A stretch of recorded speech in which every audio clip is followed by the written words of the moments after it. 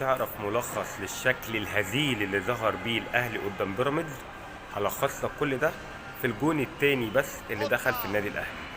الجون التاني اللي دخل في النادي الاهلي كريم حافظ، الباك شمال اصلا اللي بيلعب باك يمين، اللي المدير الفني للنادي الاهلي ما خدش باله من التركايه دي من اول الماتش وما فهمش هي مقصود بيها ايه.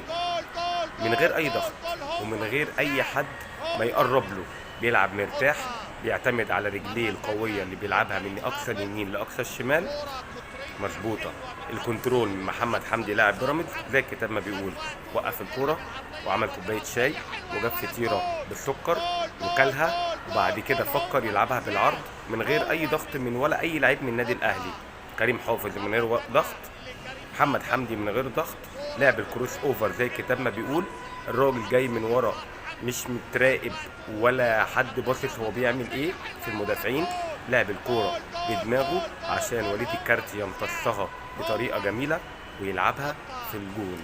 كل ده اتعمل من غير اي ضغط. هو ده ملخص للاهلي في ماتش بيراميدز، لعب من غير روح ومن غير ضغط، مقابل فرقة تانية بتلعب بضغط عالي وقوي. من اول الماتش كان كل اللي بيعملوه ان هم مش عايزين لعيب من النادي الاهلي يلف ويلعب كورة بوشه. كل المطلوب منهم ان هم ما يخلوش اي لعيب من النادي الاهلي يلف ويلعب بوشه الكورة مرتاح، ولا المدافعين يطلعوا بالكورة مرتاح، ونجحوا انهم يعملوا كده. سلام.